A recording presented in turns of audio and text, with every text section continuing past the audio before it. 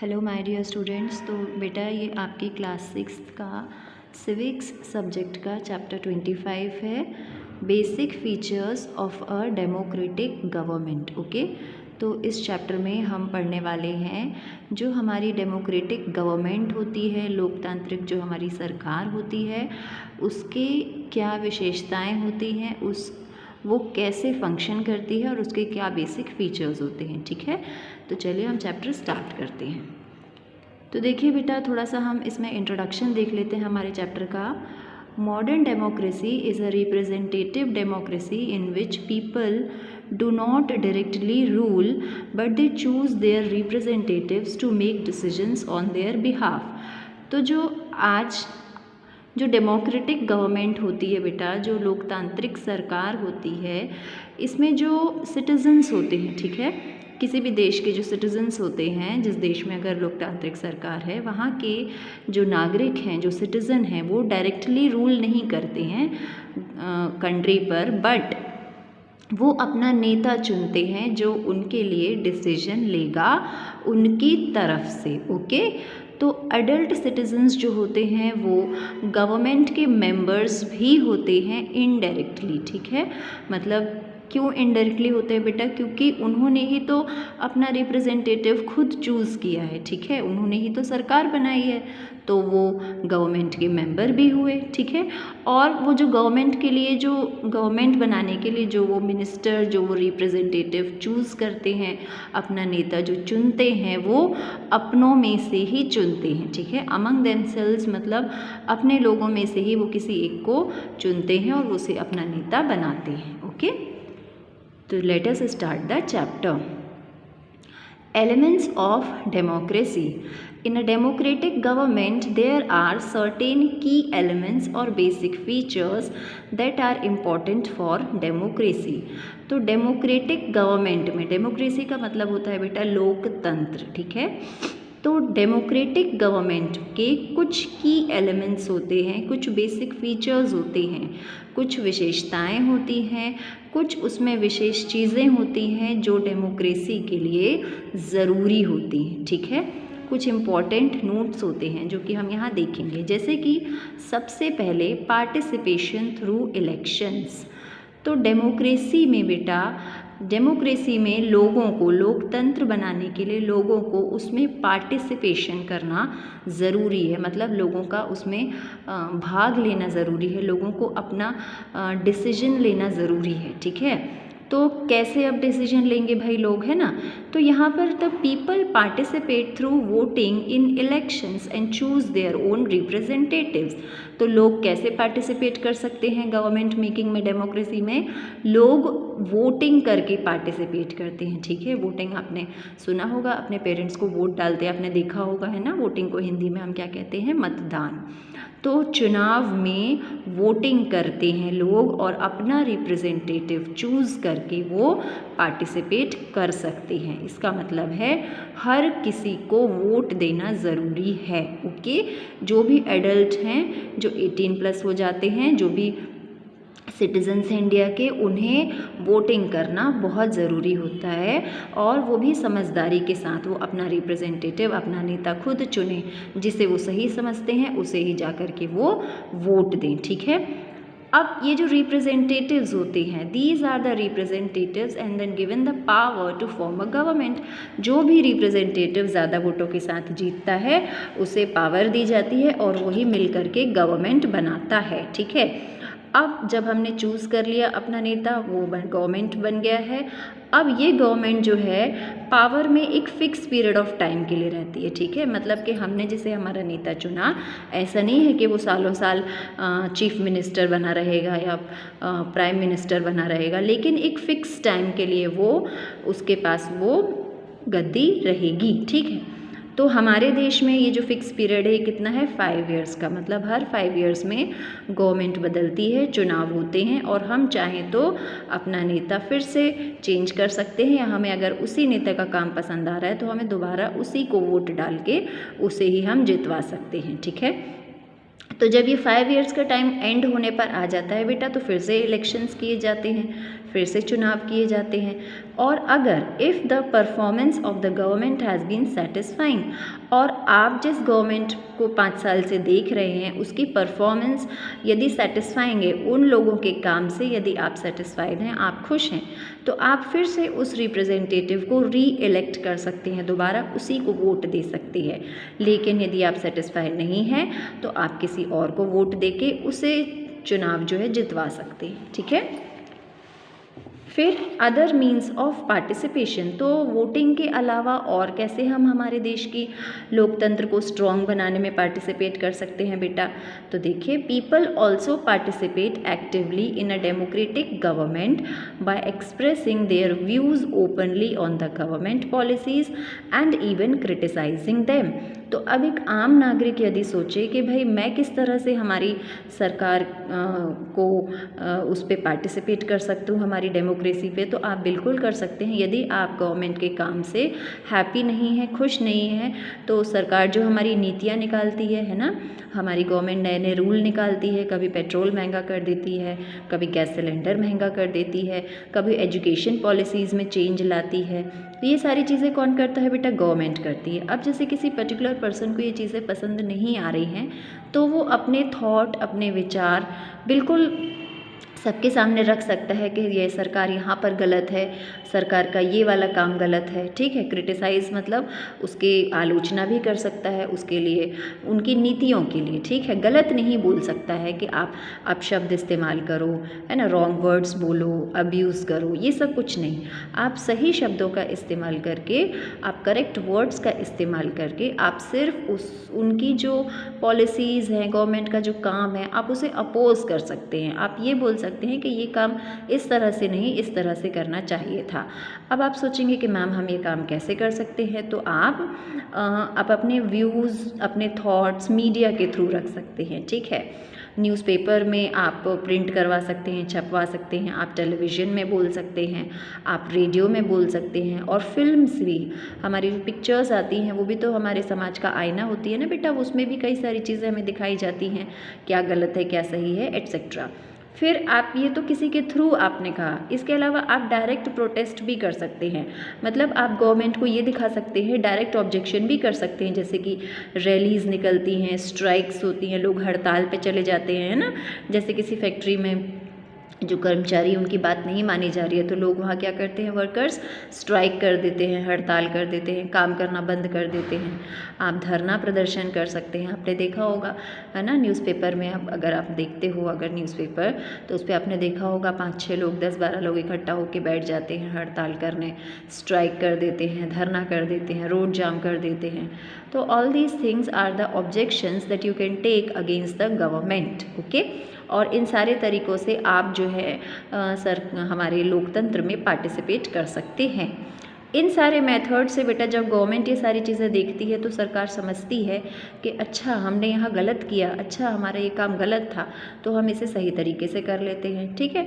तो गवर्नमेंट को मतलब सोचने पर हम मजबूर कर देते हैं कि वो अपने सारे जो है, अपनी जो भी पॉलिसीज़ हैं, जो प्लान्स हैं, उनमें थोड़े से बदलाव लाए। ठीक है। आगे देखते हैं बेटा, यहाँ कुछ इंपॉर्टेंट चीज़ दी हुई है, आप लोग भी देख लीजिए, आपने शायद इन्हें देखा होगा। ये कौन है? ये अन्ना हज़ारे हैं, ये एक सोशल एक्टिविस्ट हैं, समाज वर्कर हैं। 2011 में एक एंडिंग करप्शन के लिए इन्होंने हंगर स्ट्राइक किया था। ठीक है। एक कोई मैटर था भ्रष्टाचार का, इसके लिए इन्होंने हंगर स्ट्राइक किया था, और इन्होंने काफ़ी ज़्यादा मेहनत की थी, और उस समय पर तब जाके गवर्नमेंट को अपना जो है प्लान चेंज करना पड़ा था। ये बहुत बड़े सोशल एक्टिविस्ट हैं बेटा, ये सोशली एक्टिव रहते हैं, लोगों की हेल्प करते हैं, सामाजिक कार्यकर्ता हैं ये। ठीक है।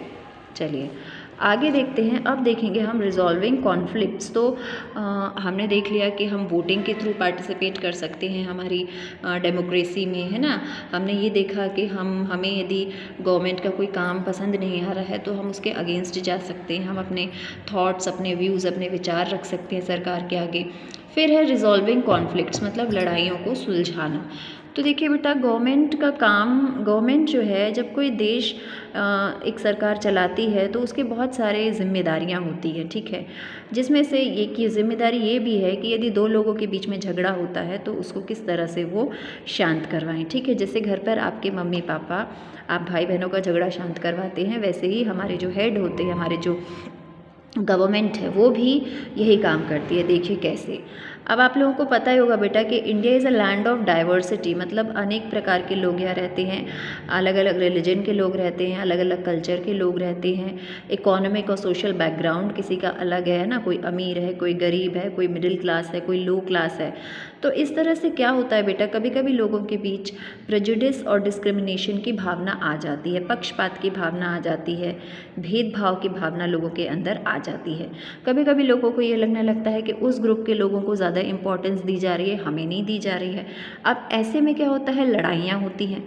फॉर एग्ज़ाम्पल, आपके घर पर आप लोग 2-3 भाई बहन हो, आपके मम्मी पापा यदि एक भाई को लिए ज़्यादा कपड़े ला रहे हैं, बाकी 2 के लिए नहीं ला रहे हैं, तो वो 2 क्या सोचेंगे, हमें तो मम्मी पापा प्यार ही नहीं करते, सिर्फ भैया के लिए कपड़े लेके आ रहे हैं। तो यहाँ पर भी यही बताया जा रहा है बेटा कि इस तरह से दो ग्रुप्स के बीच में कॉन्फ्लिक्ट्स आ जाती हैं, लड़ाइयाँ आ जाती हैं, ठीक है। तो कभी कभी ये कॉन्फ्लिक्ट्स इतने ज़्यादा बढ़ जाते हैं कि सरकार को इम्पॉर्टेंट स्टेप्स लेने पड़ते हैं इनको सॉल्व करने के लिए, इन्हें सॉर्ट आउट करने के लिए, इन्हें सुलझाने के लिए।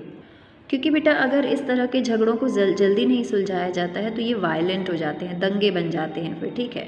क्योंकि इसमें क्या होता है, 2 ग्रुप के लोग एक जगह पर ज़्यादा लोग इकट्ठा हो गए, गैदरिंग कर ली, तो आपस में क्या होगा, लड़ाई झगड़ी होंगी, लाठियाँ चलेंगी, है ना। तो फिर इस जगह पर लोगों को पुलिस को बुलाया जाता है, पुलिस को बोला जाता है कि आप यहाँ पर हैंड ओवर कीजिए, पुलिस को हैंड ओवर की जाती हैं चीज़ें और आप यहाँ पर जो है कंट्रोल कीजिए, ठीक है। तो इस तरह से सॉल्व किए जाते हैं।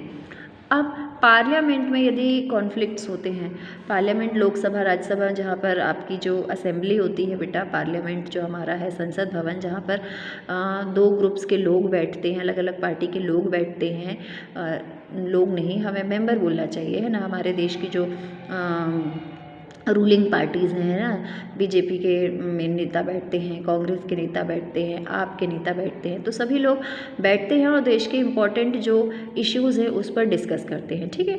तो कभी कभी डिस्कस करते हुए बेटा लड़ाइयाँ हो जाती हैं, है ना। तो फिर इनकी लड़ाइयों को कौन संभालता है, इनकी लड़ाइयों को सुलझाता है हमारा कोर्ट, ठीक है, सुप्रीम कोर्ट, हाई कोर्ट, है ना। ये सारे इनकी लड़ाइयों को कोर्ट सुलझाता है। तो इसी तरह से जो लोगों के बीच भी जो लड़ाई झगड़े होते हैं वो भी कानून के अंतर्गत ही इन्हें सुलझाया जाता है। Clear everyone. चलिए नेक्स्ट टॉपिक है हमारा फ्रीडम। फ्रीडम को हिंदी में कहते हैं हम आज़ादी। तो डेमोक्रेसी का मतलब आज़ादी ही होता है बेटा। डेमोक्रेसी लोकतांत्रिक देश में हम रह रहे हैं, तो आप जो है अपनी मर्ज़ी के कपड़े पहन सकते हैं, अपनी पसंद का खाना खा सकते हैं, अपनी पसंद की गाड़ी खरीद सकते हैं, आप चाहे जहाँ घूम सकते हैं। यही तो डेमोक्रेसी होती है, आज़ादी, है ना। लेकिन इस फ्रीडम का मतलब, डेमोक्रेसी में प्रॉपर फ्रीडम का मतलब ये होता है बेटा कि फ्रीडम ऑफ स्पीच, आपको बोलने की आज़ादी होनी चाहिए। आप अपने विचार, अपने थॉट्स लोगों के सामने रख सकते हैं, ये आज़ादी हमें मिलनी चाहिए, और जो कि हमारे देश में है ना। फिर एक आज़ादी ये भी होती है बेटा कि आप अपना पसंद का रिलीजन, लोग आपने देखा होगा लोग कन्वर्ट हो जाते हैं ना, एक रिलीजन से दूसरे रिलीजन में कन्वर्ट हो सकते हैं। हमारे देश में लोगों को ये छूट है। ओके, यही तो होती है डेमोक्रेसी। कोई सा भी जॉब कर सकते हैं, अगर मुझे ये जॉब पसंद नहीं आ रहा है तो मैं कहीं और जॉब कर सकती हूँ, लेकिन कोई मुझे उस जॉब को करने से रोक नहीं सकता। अब यहाँ कोई नहीं रोक सकता का मतलब ये नहीं है बेटा कि मम्मी पापा मना कर रहे हैं आप फिर भी वो काम करो, ये आज़ादी नहीं। आज़ादी का मतलब यहाँ पर ये है कि आपको कोई भी संस्था मना नहीं कर सकती कि नहीं हम आपको काम नहीं देंगे, है ना। यदि आप क्वालिफाइड हैं और आप उस चीज़ के लिए एलिजिबल हैं तो आपको किसी भी संस्था में, किसी भी पर्टिकुलर ऑफिस में आपकी क्वालिफ़िकेशंस के अकॉर्डिंग जॉब मिल सकता है। ओके, तो ये सब कुछ हमें डेमोक्रेसी में मिलता है। अब लेकिन फ्रीडम का मतलब ये नहीं बेटा कि आप उस फ्रीडम का गलत फ़ायदा उठाएं, आप कानून तोड़ें, आप दूसरों को मारें, दूसरे के घर पर जाके अब्यूज़ करें, सामान चोरी करें और ये बोलें कि मुझे तो इसकी आज़ादी है। आप बिना टिकट के ट्रेन पर ट्रैवल करें और बोलें कि मुझे तो आज़ादी है। नहीं, ये सारी चीज़ें आज़ादी नहीं कहलाती हैं, ठीक है। ये तो आप क्या कर रहे हैं, नियम तोड़ रहे हैं, कानून तोड़ रहे हैं और इसके लिए आपको सज़ा भी मिलेगी। Clear everyone. फिर है हमारा last topic justice and equality, न्याय और समानता। तो डेमोक्रेटिक कंट्री में बेटा हर पर्सन, चाहे वो सेलिब्रिटी हो, चाहे वो कोई भी हो, अमीर हो, गरीब हो, राजा का बेटा हो, वट एवर, हर कोई लॉ के सामने बराबर होता है, कानून के आगे सब बराबर है, ठीक है। हर कोई इक्वल स्टेटस एंजॉय करता है, हर किसी को इक्वल अपॉर्चुनिटीज़ मिलती है अपनी लाइफ में आगे बढ़ने के लिए, जैसे कि आप सभी बच्चों को मिलती है। आप लोग एग्ज़ाम्स देते हो, पढ़ाई करते हो, है ना। आपको आपके एग्ज़ाम्स में आपके आंसर लिखे हुए पर नंबर मिलते हैं ना, आपको इस पर तो नंबर नहीं मिलते हैं कि कोई बच्चा टीचर का ज़्यादा फेवरेट है तो टीचर ने उसे ज़्यादा नंबर दे दिए, ये तो नहीं होता ना बेटा। तो बेटा डेमोक्रेटिक गवर्नमेंट में हमें बराबरी के अधिकार मिलते हैं बिना किसी the democratic government remove all the practices that go against human dignity. तो लोकतांत्रिक सरकार जो होती है बेटा वो ऐसी किसी भी चीज़ को नहीं मानती जिसमें किसी हमारी जो मानवता है वो क्या हो, उसको ठेस पहुँचे, ठीक है। मतलब कहने का यहाँ ये है कि सभी को यहाँ पर बराबरी का अधिकार मिलता है, सभी को समान समझा जाता है और सभी लोग जो हैं लॉ के आगे, कानून के आगे क्या होते हैं, इक्वल होते हैं, ठीक है।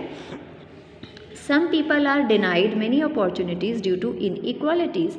हालांकि कुछ लोगों को बेटा अपॉर्चुनिटीज़ नहीं मिल पाती आगे बढ़ने की, क्योंकि उनके साथ इनइक्वालिटी, भेदभाव का व्यवहार किया जाता है।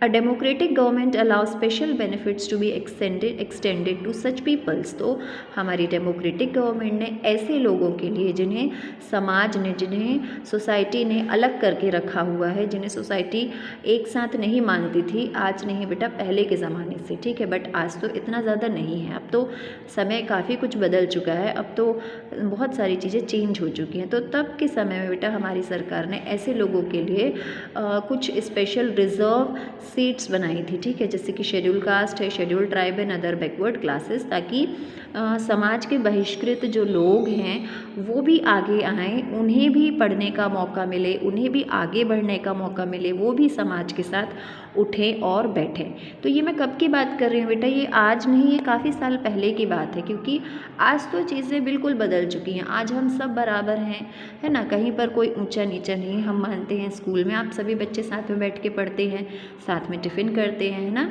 साथ में खेलते हैं, एंजॉय करते हैं।